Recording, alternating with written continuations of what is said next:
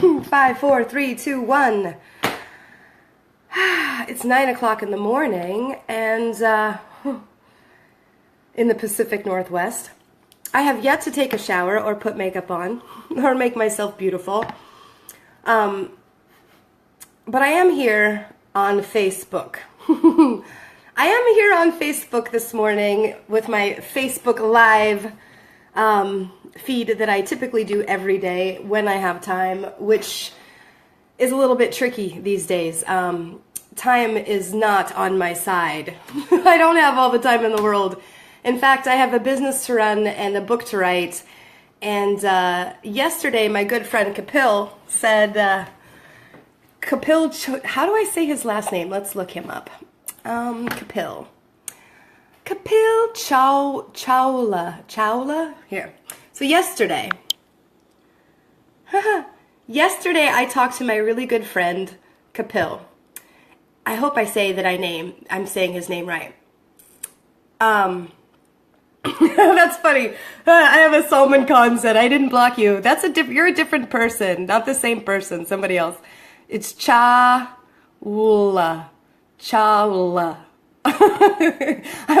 Saifullah is trying to help me say his name, and so is D-A-U-D, Dodd Khan. How do I say that? Is it Dodd Khan? Anyways, I'm not the greatest at pronunciation, but one of the things I'll tell you about Kapil is he is a life planning and business coach. He's also an attorney. Very articulate,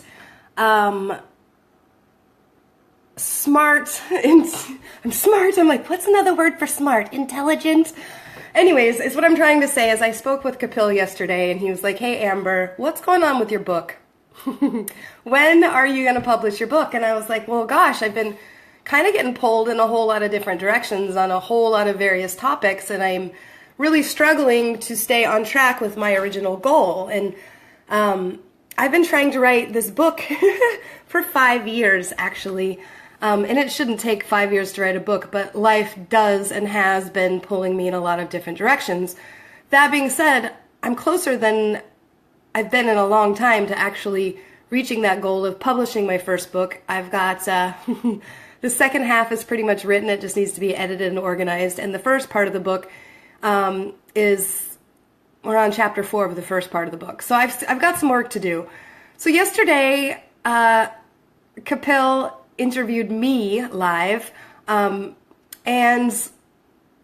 it was awesome. I really enjoy having candid, unedited, real conversations with people around the world.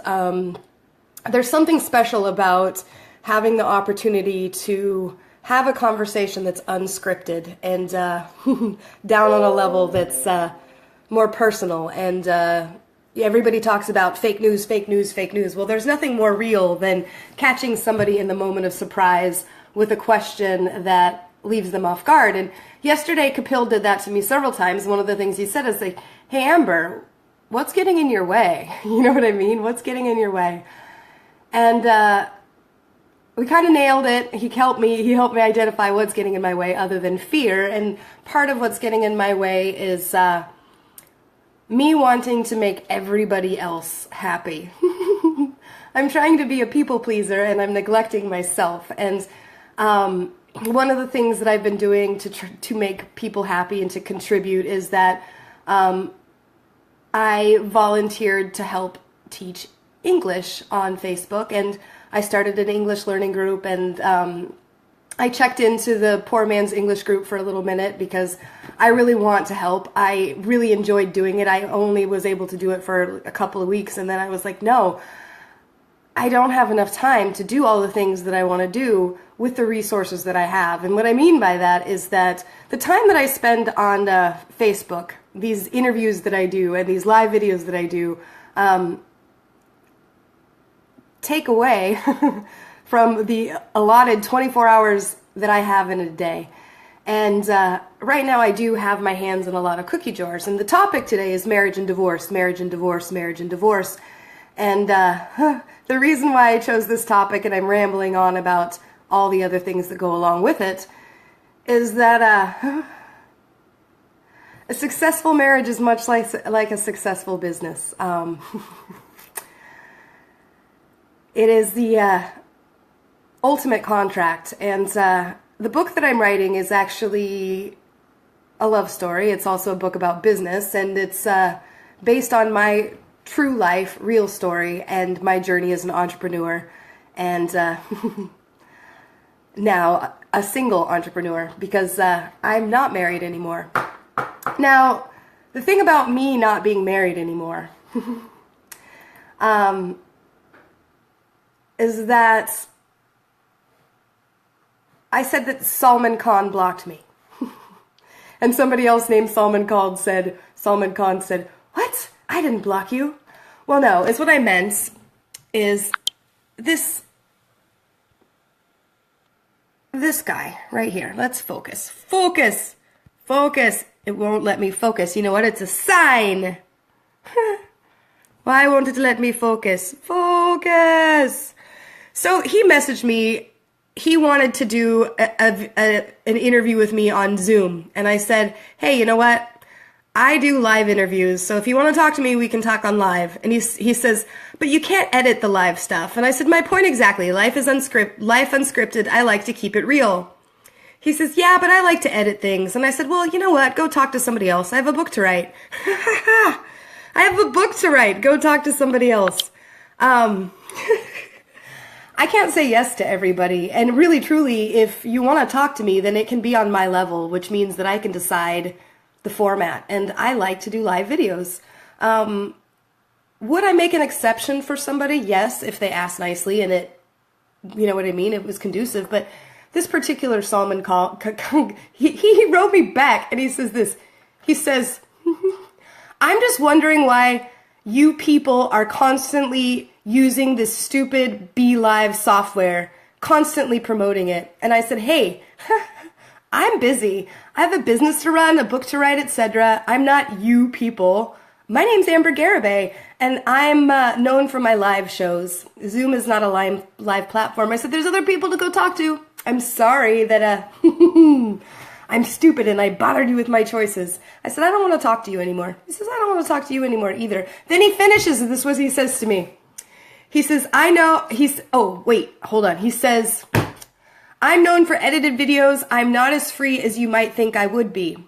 Now, what does that mean? He says, I am not as free as you think I would be. Now, keep in mind, Salman lives in Pakistan, and I understand that sometimes people get killed for saying the wrong things in Pakistan, but here's the thing. Sometimes people get killed in America for saying the wrong things. Nobody's truly free, including myself. There's a price to be paid for every choice, including the freedom of speech. So when I'm doing my live videos and I'm speaking on the cusp and I'm keeping it real and I'm keeping it raw and authentic and true, I have to understand that all of the people that are listening to me are going to have opinions about the things that I have to say. And if they don't agree with my opinions and they don't like my opinions, that there's going to be consequences. And those consequences don't need to be death consequences in order for them to change my life. That's part of the reason why I haven't published my first book, because it is based on my true story, and it is going to change my life, and there's going to be consequences about my choice to publish it. And I don't know if I'm emotionally or mentally prepared for it, much like a married person who chooses to get divorced. Much like a married person who chooses to get divorced. So one of the things he said to me as he was telling me that his freedom is not exactly free, I said, I understand that the world is complicated, peace be with you.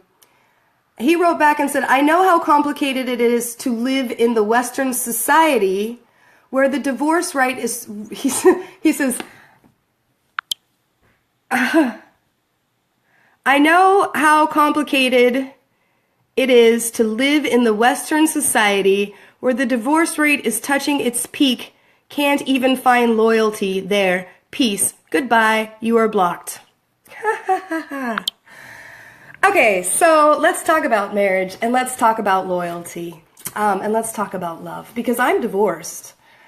I'm divorced and I was married for 17 years. And the thing about my ex-husband is he's one of the nicest, most wonderful people that I've ever known in my entire life. And yeah, the divorce rate in America is high. And I don't necessarily think that that's a bad thing. I think that divorce is horrifically painful, just like change is often horrifically painful.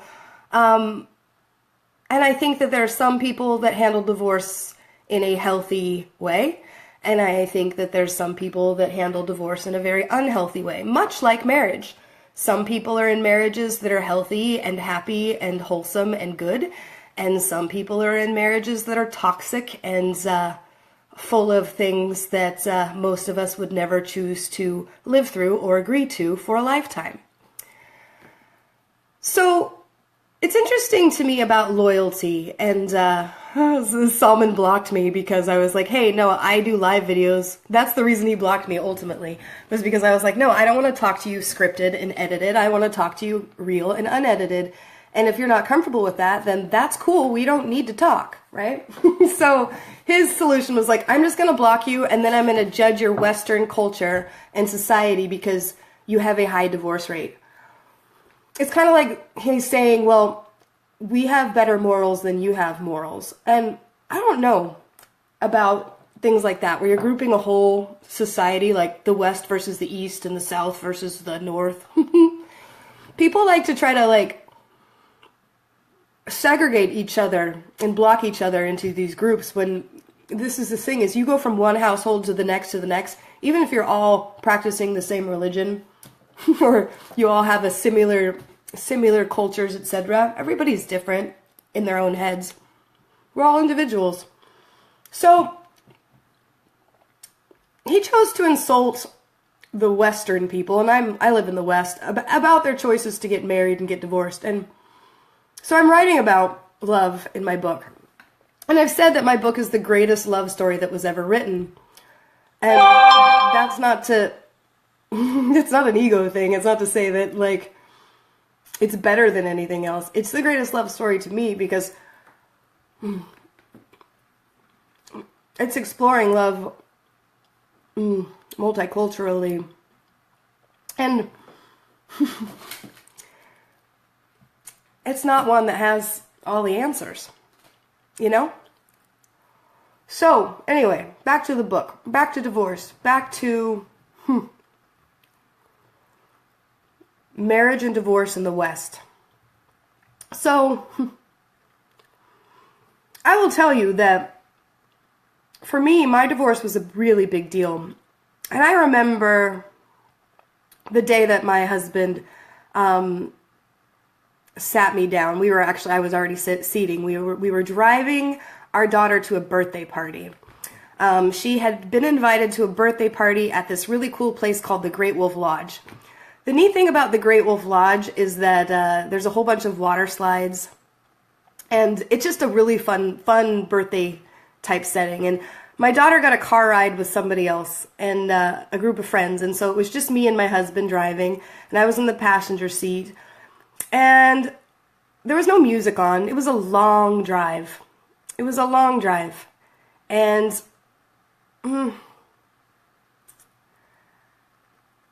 he looked at me and he said, we need to talk.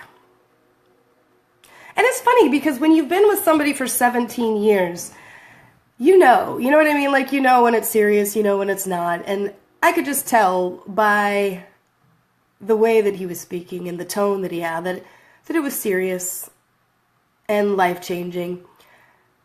And the next thing out of his mouth was, I think I'm going to want a divorce. I don't think I love you anymore. I mean, not that way. I mean, like, I'm not in love with you anymore. I do love you. I'm not in love with you anymore. And that's the thing, and I've said this many, many times, is that in that moment I remember thinking, yeah, well, I don't think I can blame you for that, I'm not feeling very lovable myself right now. don't really like the way that I am. I don't like the weight that I've gained. I don't like the hours that I'm working. I don't really like the fact that I don't have any free time. I don't like the fact that I don't feel attractive or sexy. Do you find me sexy?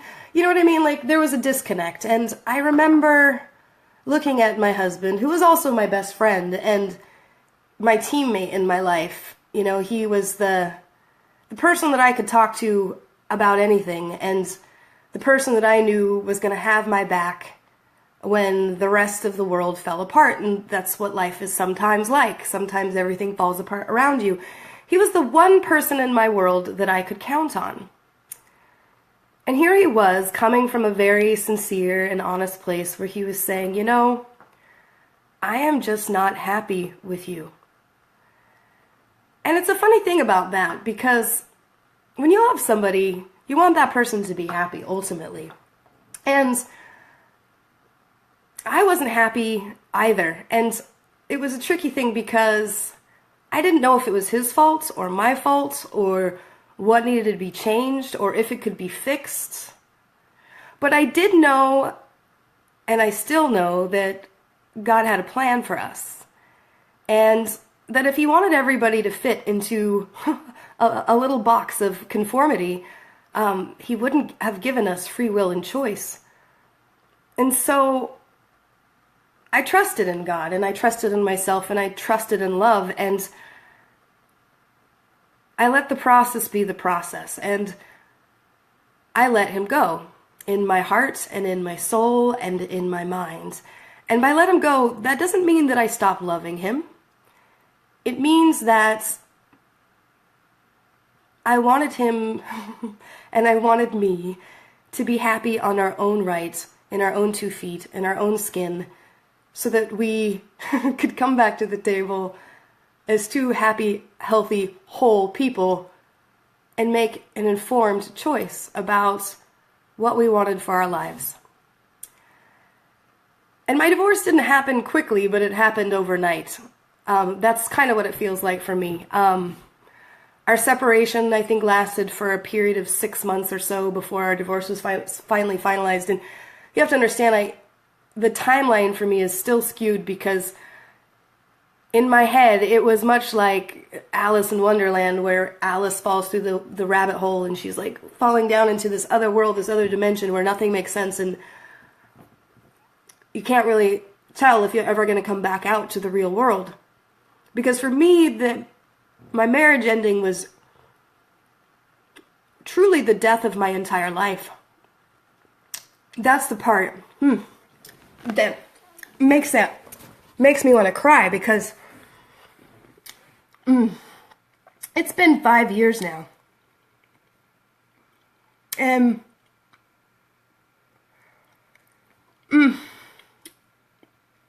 we talk about loyalty and we talk about love. I will tell you that my ex-husband will always be there for me if I need him. And by that, it's with encouragement and kindness, and you can do it, and you're not alone. And if you need a friend to talk to, I have ears and I'll listen. But he did discover that he is happier with somebody else. And I entered a relationship where the person thought I was the greatest girl and I was so nice and I was so special, but not the kind of magic where I can't imagine my life without you, nor do I want to marry you. Meaning, I think you're cute, kid, you can hang out for a while, but I might want to go in a different direction someday, so I'm going to leave my options open. And that's what a lot of people are doing nowadays in this reasonable logic, let's sit down and plan it all out kind of world we live in. They want love to be this rational thing where you plan it out like it should be a good choice, a smart choice, a logical choice, a good fit.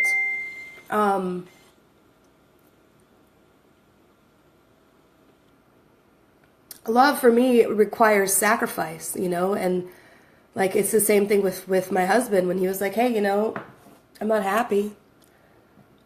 I think I'll be happier without you. Okay, well, go be happy. You know what I mean? And same thing with the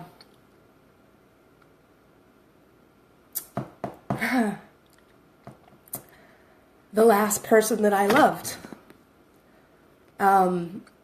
who I'm writing about in my book. Go be happy, go be happy. Go be happy. I don't want to be married to any unhappiness. I'll tell you that right now. You talk about marriage and divorce and loyalty and what's right. Doing what's right for somebody is not forcing them to stay in a relationship that they want out of. It's not, love is not something you can force. Just like believing in God is not something you can force. I know that, some religions are like, you need to force submission and compliance, etc. That's not the way people work. Like, you got to inspire people to want it. And the thing about marriage and divorce is if you've gone through divorce enough times, people stop believing. I know a lot of people that give up on love completely. A lot of people that give up on love. And like older people in their 50s and 60s, keep in mind I'm 40, so I'm like, shit. They give up on love and they're like, psh, you know what? It's just too hard. I'll just have friends and I'll take vacations with my friends and I'll do things with my friends and I'll surround myself with people. But I don't want the drama or the sadness of actually being in love with somebody and trying to make a marriage work. And I'll tell you, for me and where I'm sitting in my life, I'm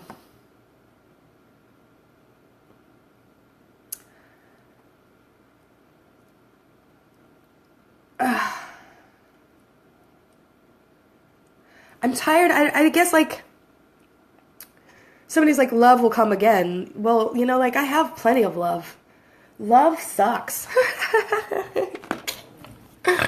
That's so funny. I've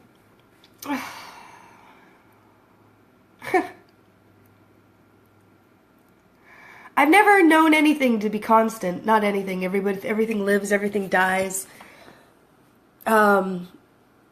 I've known some couples that have been married forever. Some of them hate each other, and some of them still like each other. I'm a wedding photographer, so, like there's always that dance where, they have all the couples on the dance floor, and the whole point of the dance is to get, like, the couple that's been together the longest, or the last ones on the dance floor at the end of this dance. And so, this little old couple's on the dance floor, and then the DJ asked the couple, okay, tell everybody, give us some advice. What is it that made your marriage last all of these years? And every couple that I've listened to, when they're on that dance floor, says something a little bit different. And I'll tell you, for me, I've always been a bit of a free spirit in that I'm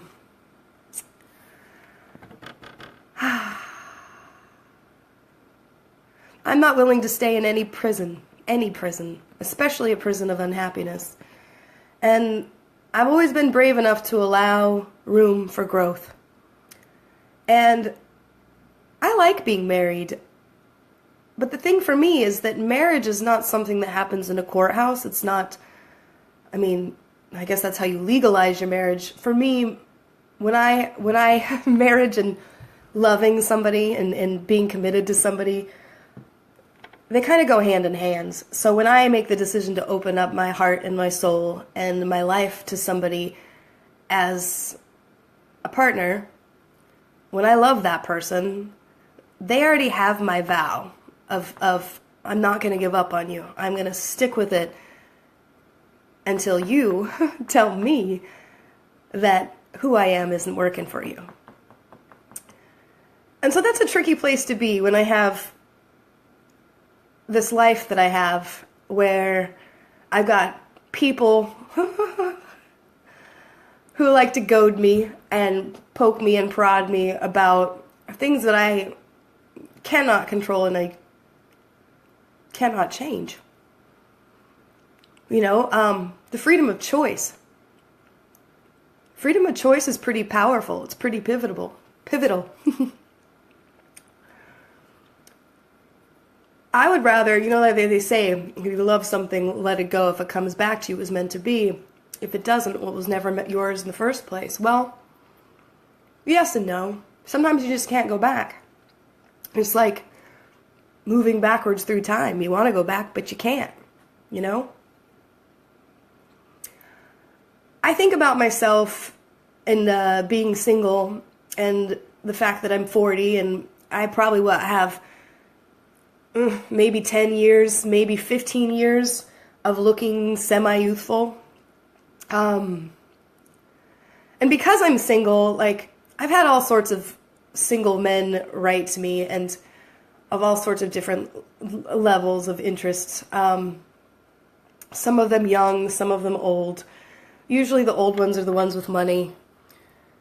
And there comes a time where even the wealthiest man can't buy love because he's old.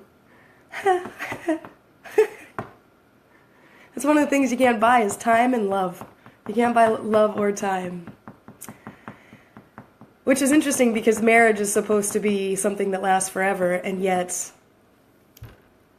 so few things in life really do. This is what I know about myself, is the people that I've loved in my lifetime, I'm still loyal to and I still love, and it didn't die. It didn't just quit. It's there, and it's real, and it's pivotal, and it's important, and it's valuable. And as far as morality, you know, it's funny because I get a lot of feedback online. Some of that feedback is good feedback. Some of that feedback is bad feedback. I get people that actually complain to me. They're like, why aren't you talking about all of the genocide and horrible things that are happening and what the U.S. government is doing? Talk about that! And then, so I'm laughing. Do you see I'm laughing? And people are like, you're laughing at me. You're laughing. Go ahead and laugh. You think it's so funny. No, I think everybody should stop laughing, stop smiling. They should just glue themselves in front of their television watching news clips of people in misery over and over and over again. And then they should grow extra fingers so they can point blame at every single person that's living. You know, there's the law of attraction. You get what you attract, the energy that you're putting out there. So if you're putting out bad energy, what's going to happen? Well, the flip side of that argument is good things often happen to good people as well. And there's a lot of innocent victims in the world, and none of us are exempt. I think that sometimes we have times in our life where things are smooth and copacetic and things feel good, and there's times in our life where things feel much like hell. So what about marriage and the culture of marriage and the religious aspects of marriage, and what does marriage mean to you? Why is it important to you? Is it important to you? There's a lot of people that don't believe in love. There's a lot of people that will choose to never get married. It's not important to them. Marriage is important to me because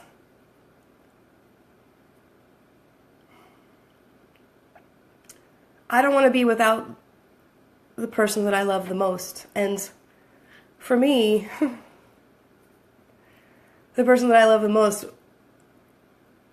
is the person that I give my heart and soul to, and other than God, you know what I mean? Because God is God a person or is God a spirit?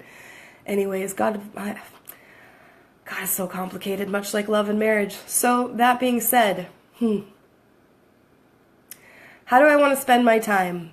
Where do I want to put my energy? What topics do I want to be talking about? And what exactly am I doing on these Facebook Lives? And do I really need an international audience? do I need a whole bunch of followers? And do I really need people to like me everywhere or to even respect me? Is that important to me? You know? I love this. You know what? I really wish that I was better at pronouncing people's names, because right now, Rafia. See, this is why I'm not learning Urdu, because I can't even say names right. I like get them stuck in my head. Reading a comment here. Dear Madam Amber, I've never gone through divorce experience, don't know the pain related to it. Please save your tears. Let me tell you something true. My American sister has once intervened to make sure that I'm not giving divorce to my wife, but getting married to another girl of my choice. Wait, hold on a second. Let's read this again. Dear Madam Amber, I never gone through divorce experience. I don't know the pain related to it. Please save your tears. Just so you know, I cry. Like, it's just what I do. I cry when I watch sad movies. I cry when I watch the news. I'm just a crier. So don't take my tears too personal. It's just a stress relief. It's much like, just a stress relief. Let me tell you something true. My American sister had once intervened to make sure that I'm not giving divorce to my wife for getting married to another girl of my choice. She was the view that being Muslim, I can marry four, so can have two one time. I shall break the hearts of one to make another one happy. I love my American sister. She's very sensible, just, and fair as well. So I don't know if you just told me that you took a second wife or if you decided that one wife was enough responsibility. But I will tell you that if I were married to a man that wanted to have more than one wife, I would have a problem with it. I would not be okay with it. I wouldn't be happy. And if my husband went and got another wife, then I would get another lover as well. Because here's the thing about life, is having pizza to eat every single day for the rest of your life gets boring after a while. And so does your spouse. So I guess the way I look at it is like, if I was a Muslim woman, if my Muslim husband had other wives, then I would want to have other husbands. And then at what point do you just be like, okay, well, let's just live in different houses and sleep in different beds? You know, like, that's just not the relationship I want to have. I want to have an intimate relationship with one person. And I'm rather possessive and kind of jealous, actually really jealous. Jealous. Jealousy is a terrible thing to be, except for, you know what, the kind of things that make me jealous? When your online Facebook stalker sends your boyfriend emails, when you're still in a relationship, and then she stalks you on Facebook for over 2 years. So much. She follows you so closely that she knows when you've broken up. And guess what she does? She writes a 2-page typed out letter, and mails it to your newly ex-boyfriend's work. Those are the things that make me jealous, is knowing that there's actual homewreckers out there that have no respect for relationships or boundaries or the sanctity of marriage. That's the thing, is that there's a lot of people that are more attracted to married people than they are not married people. There's women and men who see that somebody else is married and automatically see that as some sort of challenging conquest. So I know that for myself, love is sacred, and it's forever, and it's intimate, and it's special, and it's not something that I share with a lot of people. And it has been very painful to need to let go of love, because it was the right thing to do. It has nothing to do with not being loyal, though. Reading comments. How many unsuccessful men can make success for others? I really don't know. Love someone that never lost. Angar says, don't worry, my best wishes with you. You can do everything. Be a strong woman. See? I'm strong mostly. I mean, that's the thing, is I'm definitely soft-hearted. I'm emotional. People hurt my feelings. And then here's the thing, is when I get to be too emotional and my feelings are hurt, then the fire dragon angry side of me comes out, and I'm like, cash me outside. How about that? Cash me outside. You know, like, Then I want to go all gangster thug and I'll be like, I don't need anybody, yo. But you know, like this morning, I wake up and everybody in my household is grumpy. Nobody's smiling at each other. And I'm like, ugh. I really miss the days where like I'd wake up in the morning and the guy that I love like looks at me and smiles and says, good morning, good morning, it's good to see you. And they give you a kiss on the forehead and some coffee and you're like, you're happy and you're in love. Like being in that pocket where the person that you're with, everything is warm and fuzzy and magical, and it doesn't matter what happens in the outside world because you have each other and you got each other's back and you know you can count on each other. Having love in your life like that, there's nothing better. And just between you and I never wanted to be single, which is why I got married. I don't like being a single person. I don't. And I don't care that I have lots of options, and I have no interest in dating a bunch of people. I want to be with one person, and I want to stick with that person through the good and the bad and the ugly. And if something's not working, I want to figure it out. That's just the way I want to live my life. And that's the way that I choose to go about love. When possessiveness comes, possessiveness. You don't own me. I'm not one of your little toys. This is the thing about being possessive, is in like strangling a relationship to death. When I say I'm possessive, it means that I'm possessive of my own ideal of what I want a relationship to be. And there's a movie that I like a lot. It's called Braveheart, with Mel Gibson. And in the movie Braveheart, he loves this girl and he gives her a flower. Or she gives him a flower, actually. She gives him a flower, and he carries this flower for years and years and years, even though they move apart from each other and go in different directions and go to live life, and their love isn't consummated by any marriage at the time. The thing is that he knew at that moment that he loved that woman and loved her eternally enough that he came back to her eventually, you know what I mean? And still had the flower, and then eventually did want to marry her. Like, that kind of, and I understand that's the movie, and that's one love story, and that every love story is different, and just like every life is different. But I think that when somebody truly loves somebody, that sanctity, that marriage exists by the vow of how you cherished and take care of that love in the first place. Like, it's not something superficial that anybody else decides. It comes from in your own soul. You know, like, there's a big difference between marriage and love, right? And I don't want to be in a marriage or a union that is not loving. Like, why would I want to spend my life not surrounded by love?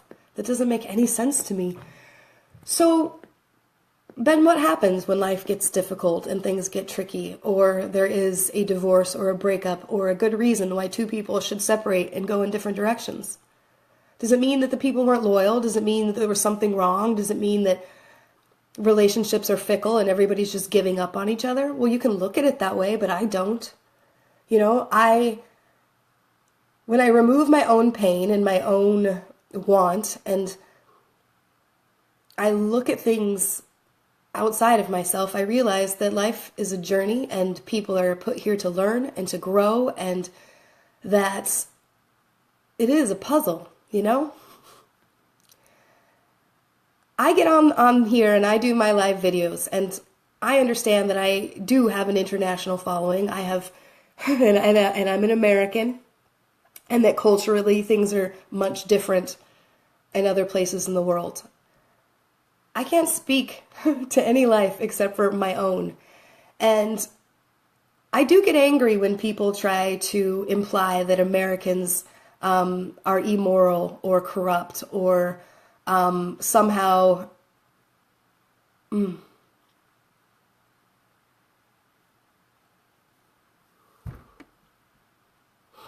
I can't even think of the word that I want to use. Because I've been around in this world for a long time, and at the end of the day, I've met people from all over the world, and everybody's different. Everybody's different. And we all process things different, including love, including marriage, and including divorce. And at the end of the day,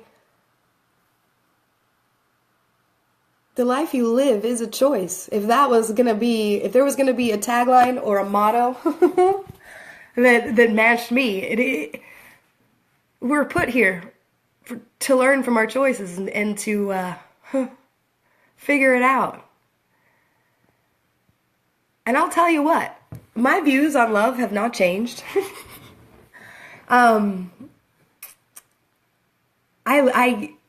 I will always love, and for me, love and marriage are the same thing. So when I'm loving somebody, I'm in it. And when I let go of somebody, it's because it was the right thing to do. And it doesn't have anything to do with me not loving them anymore. It has to do with me saying, hey, you know what? That person will be better off without me. So,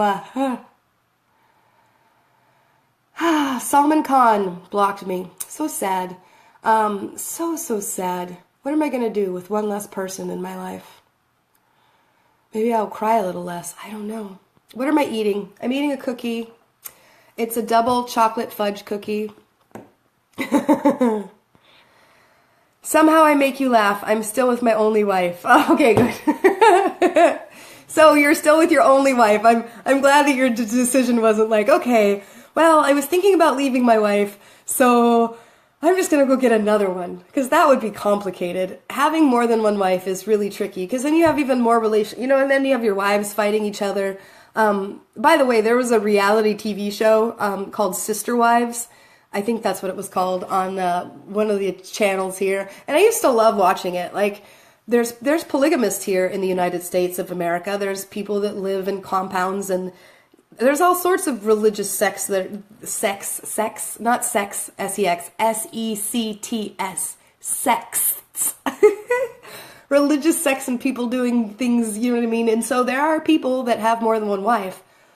I want to have a intimate, open, honest relationship with one person. And I'm a monogamous person. That being said, if I'm with somebody for 17 years and we're bored out of our mind and we need to do something to spice things up, then we'll figure it out. But there's not going to be a wife, that's for sure. So, the book I'm writing is about love. It's about marriage. It's about entrepreneurship. It's about recovery after divorce. The time that I'm spending on Facebook, I understand that the United States has government and the politics side of things is causing problems and has caused problems. And I don't exactly know what people want me to do about it, other than to give it a voice and to talk about things that are bigger than my love life. But I am hearing what people are saying. I get a lot of messages. Hey, Amber, why aren't you talking about Kashmir? Hey, Amber, why aren't you talking about what's happening in the Sudan? Hey, Amber, why don't you talk about Libya? And here's the thing, I had no idea, like, Libya, I had to Google that this morning. I'm like, what is happening in Libya and why? See? And you know why I'm not focused on this stuff right here? Let's look at it right now. My phone is really not focusing today. Anyways, it says Libya's warring sides reach diplomatic breakthrough in Rome. U.S. can barely stand Russia taking part in ending Libyan war. So Russia is helping end the Libyan war, but it's bombing Syria, or is it helping Syria? I'm so confused. This is why I'd rather talk about love and marriage and relationships that are not warring countries, because I don't know what to say about all of this stuff and the politics about what's going on in the world. It seems like the odds are in my favor that I'm never going to be president of the United States, although I did volunteer, much like somebody would join the military at a time of war. I mean, I did say, okay, well, If nobody else wants to do it, I'll step up there and be president. Except for nobody in the world would ever vote for me to be president because I'm too emotional. And I am emotional. I live my life feeling. And I do care about people, and I value love and marriage very much. And divorce is catastrophic, but it's also sometimes necessary. And life is complicated. And I understand that there's a lot of people that carry opinions about me, both good and bad. And I made the decision to open my life up to a public. And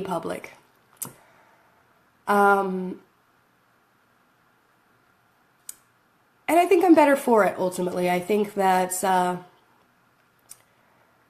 being online in this way and having these interactions, both good and bad, helps me pull my head out of my own ass so that I see the bigger picture of what's important. And for me, I do value all lives.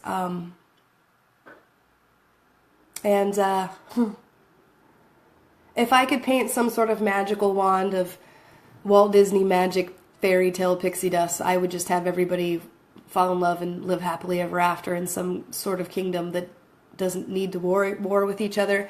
And there would be enough food and water, and people would be able to express themselves freely without fear of some sort of catastrophic retribution. But as of today, this Tuesday morning at 9:51 in the morning, I'm still just a mortal girl whose own husband could not be happy with her. When I'm such a delightful, enjoyable human being, like I'm so stinking cute. And it still wasn't enough. I don't know what to say, other than I really can't fix the war, and it would be great if I was that powerful. And as much as I've been researching how to keep a man satisfied forever, I don't know if I'm wife material anymore. It could be that I'll spend the rest of my life not married. But I'm keeping my options open. And this is going to be the end of this video. Don't you think it should be? Or should I read a couple of more comments? What are we talking about? We're talking about love, marriage, divorce. Sadar says, I don't understand this. And then he said, why are you negative? You know, that's another thing. People are saying, you need to be positive. Be positive. Don't ever be negative. Well, guess what? Every positive has a negative. It's called a yin and yang. Yin and yang. He must not be worth your love. Is that how it works? Somebody's not worth your love? Who decides that? Who decides that? I don't know. I do know that love is painful. I do know that making choices on what's right and wrong in a relationship is also painful. I know that I don't give up easily, or ever, on the people that I love. But I definitely give the people I love the space to find themselves and to be happy in their own lives. And sometimes love really does mean letting go. Let's just leave it there.